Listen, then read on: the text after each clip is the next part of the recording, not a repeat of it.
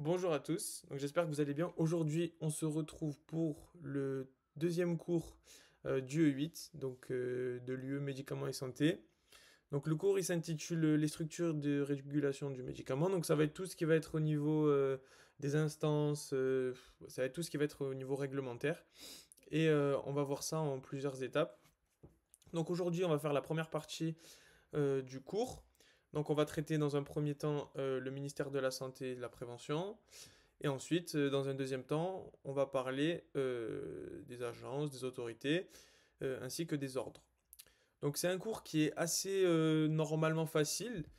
Donc, je pense pas qu'il y aura beaucoup de difficultés à l'apprendre. Il y a notamment quelque chose à cibler, et c'est ce qu'on va faire aujourd'hui. C'est-à-dire qu'on va vraiment cibler ce qui tombe en annales, ce qui tombe le plus souvent, et on va orienter les révisions. Voilà, le but c'est pas de vous raconter exactement, précisément tout ce qui se passe au niveau réglementaire, parce que c'est pas très intéressant, on va dire d'un point de vue scientifique. Ici, on est là pour récupérer des points au concours, et on va cibler vraiment ce qu'il faut apprendre. Mais on va quand même passer du temps dessus, et j'ai noté notamment tous les trucs, tous les items, pardon, qui tombent souvent en annales. Donc, on va commencer avec le cours. Donc voilà, avec le cours qui est fourni par le groupe WhatsApp. Donc voilà, normalement vous retrouvez tous les cours sur le groupe, il n'y a pas de souci avec ça. Et on va commencer du coup avec la première partie qui est le ministère de la Santé et de la Prévention. Et c'est un petit peu le point de départ de notre cours. Et il y a notamment des notions qui sont très très très très importantes. Donc, ce qui est écrit en vert tout en haut, ça, c'est important. Donc, tout médicament est une drogue et toute drogue est un médicament. Donc, ça, vous l'apprenez. Après, bon, c'est facile à comprendre quand même. Si vous commencez, là, c'est le deuxième cours de cette UE, notamment, vous commencez à avoir des connaissances et donc, vous pouvez répondre à ce genre de questions. Donc, après, quelque chose qui tombe souvent en annales et je l'ai noté, c'est le monopole pharmaceutique. Donc, vous apprenez les trois piliers. Donc, on a le diplôme de pharmacien, donc le diplôme français d'état de pharmacien ou diplôme d'état de docteur en pharmacie. Donc voilà, vous apprenez bien tous les tirets. Ça, normalement, il n'y a pas de difficulté notable. Et vous apprenez aussi que les trois piliers, donc on a le diplôme, comme je vous ai dit, avec les petits tirets, les sous-tirets, ça vous pouvez les apprendre. Mais enfin, les comprendre, après les apprendre, je pense que c'est pas très nécessaire. Vous répondrez facilement aux questions. Ensuite, on a le lieu d'exercice. Donc, on a l'officine. Donc, ça, c'est l'officine que vous retrouverez quand vous achetez vos médicaments dans les pharmacies de ville, etc. Ça, c'est quelque chose que vous connaissez. Ou la pharmacie à usage interne, donc intérieur, pardon. Ça peut être dans les hôpitaux. Donc voilà, vous savez, dans les hôpitaux, il y a des pharmacies, et ben, ça peut être ce genre de pharmacie.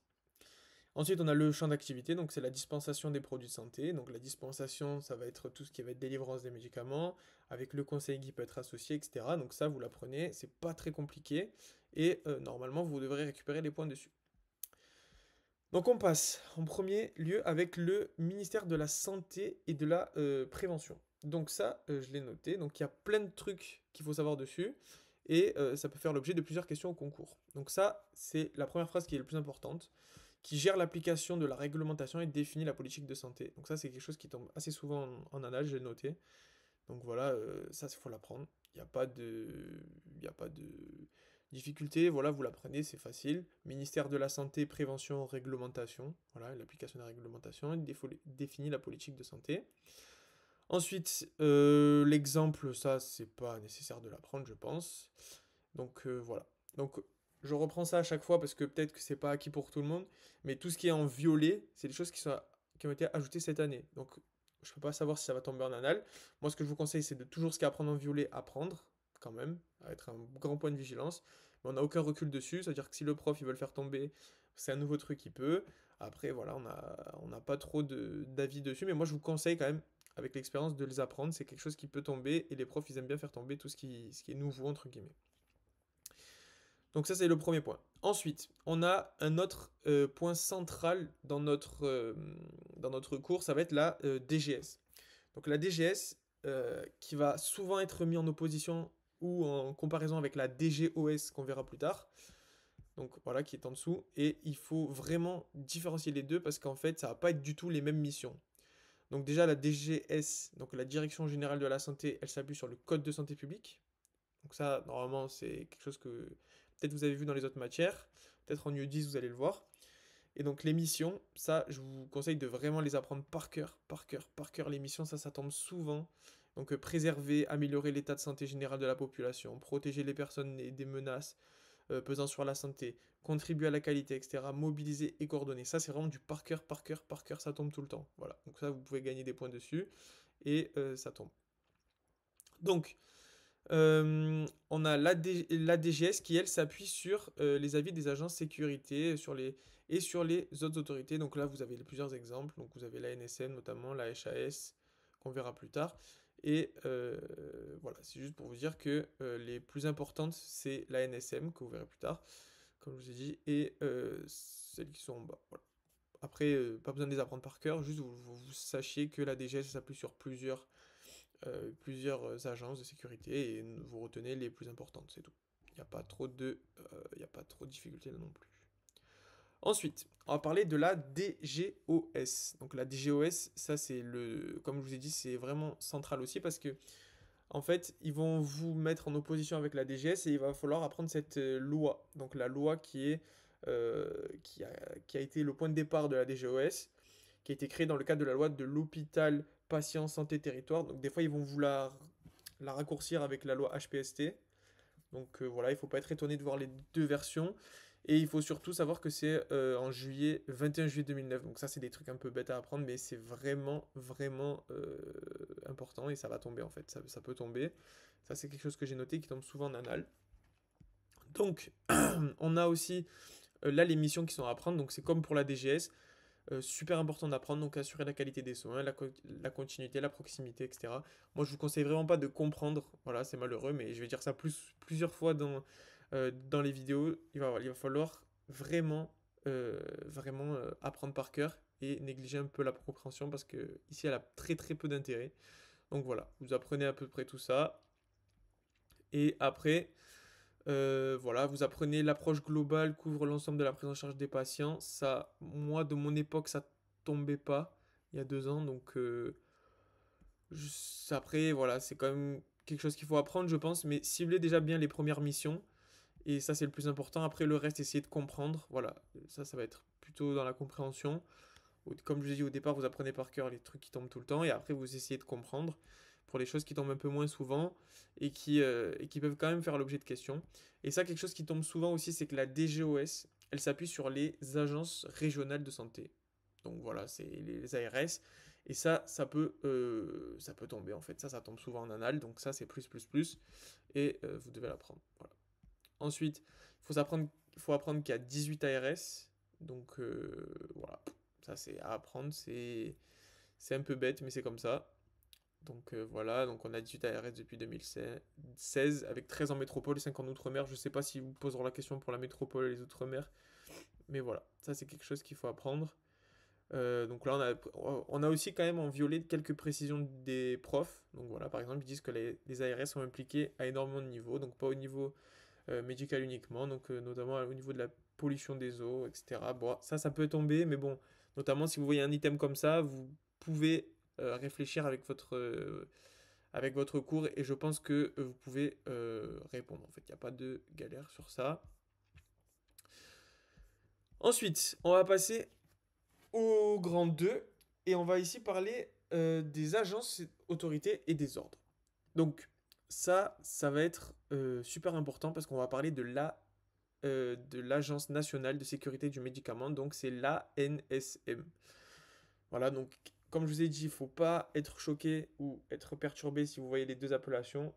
Ils peuvent vous le mettre en toutes les lettres, ils peuvent vous mettre avec l'acronyme. Donc voilà, toujours avoir les deux en tête et ne pas être perturbé si on vous montre l'un ou l'autre.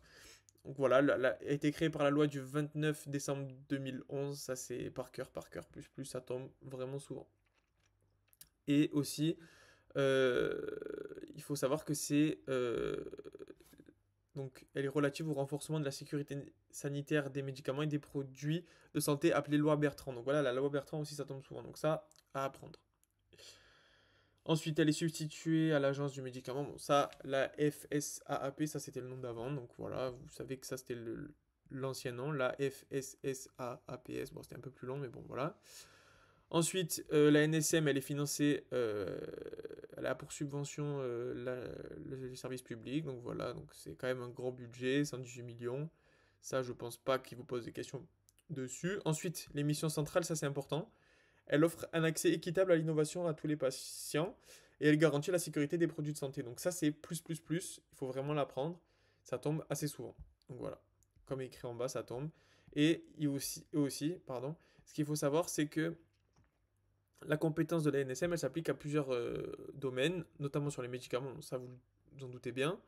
Donc voilà, ça c'est au niveau des médicaments. Ensuite, on a au niveau des produits biologiques, dispositifs médicaux et produits cosmétiques et tatouages et produits de santé. Voilà. Donc ça, c'est quelque chose qui est super important et qui tombe, voilà. Donc ça, vous apprenez les grands tirés en gras et les sous-tirés, vous les apprenez, vous les comprenez, mais c'est moins important. Voilà, les trucs qui tombent souvent, c'est c'est ce qu'il y a en gras, en fait, les caractères gras. Ensuite, donc, ce qui est important aussi, donc, à comprendre, c'est les activités. Donc, ici, c'est l'évaluation scientifique et technique de la qualité, de l'efficacité, de la sécurité du médicament sur dossier d'AMM. Donc, en fait, je pense que ça va être écrit après, voilà. Mais en fait, l'ANSM, elle a pour but de donner l'AMM. Donc, l'AMM, c'est en fait, pour vous faire de manière très synthétique, c'est l'autorisation de mise sur le marché d'un médicament. Ça veut dire que lors de la conception d'un médicament, on va passer par de très longues étapes, notamment les aspects cliniques, etc., que vous revoyez, pardon, dans les cours d'après.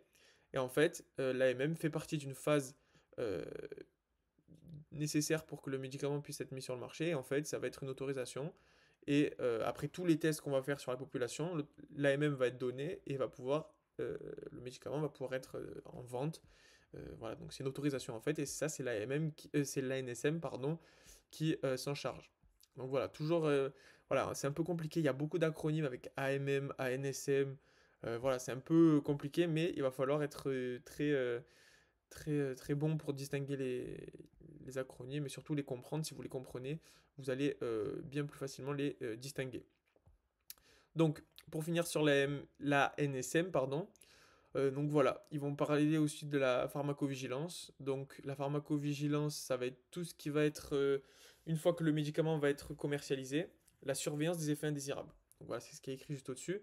Donc une fois qu'on a commercialisé un médicament, on va regarder en fonction des caractéristiques du médicament, quelles sont les personnes qui vont être sensibles aux effets indésirables et pouvoir adapter la thérapeutique en fonction de ça. Donc par exemple, quand vous avez un problème avec un médicament, vous allez appeler la pharmacovigilance, donc les centres, ou l'ARS, ça dépend.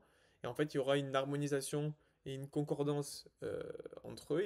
Ils vont mettre en lien entre euh, toutes les alertes, entre guillemets, qui ont été remontées vers eux. Et ils vont pouvoir agir et pour pouvoir réduire les effets indésirables et réduire les problèmes avec les médicaments. Donc on peut avoir une alerte ascendante. Donc ça veut dire ascendante, donc c'est qui monte. Donc vous imaginez bien que du terrain, ça va être, on va dire, la masse, donc les pharmaciens, les médecins, etc., vers l'agence qui est les hautes autorités. Voilà, moi dans ma tête, je le visualisais comme ça. Ascendante, on monte vers les autorités, donc ça va être, on monte vers les agences. Et descendante, donc de l'agence vers le terrain. Ça à apprendre et ça tombe souvent.